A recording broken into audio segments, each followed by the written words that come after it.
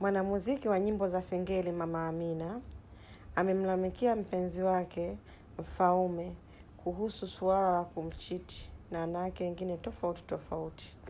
Mama Amina amesema anajitahidi kumfanyia kila kitu mpenzi wake Mfaume, kama vile kumnunulia nguo, viatu, chakula na kadhalika, lakini bado Mfaume anamchiti. Suala la kuchitiwa Mama Amina amekuwa akilalamika nalo mara kwa mara. Kwa hiyo si geni tena. Hebu msikilize akiwa anamlalamikia Gigy Money. Amina kausha. Basi ndio shahidi ndio hapo.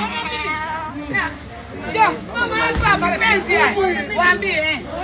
Ndio. Viatu wewe. Nguo wewe. Na msosi. Kukaza kina Amina senge na Hadija. Maume mwanangu kwambia kitu hata mmoja blaza. Mkunje unazingua. Amina nimetoka kizazi cha Mama Amina. Kizazi cha Gigy. Maume sasa tusije kujua. Oya tusije Mfaume bila Mama Amina. Hata pacheke sasa. Huyu msichukulia na mapungufu mzima na hisia. Huyo ana moyo. Mfaume kuna nayo njoo. Mfaume tutakukata kichwa. Mfaume.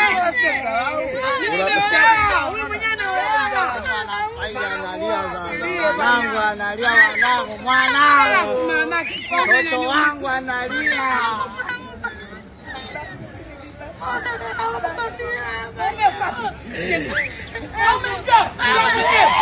Mbembeleza udada. Komenta kuchanjia kwa Gigy Money.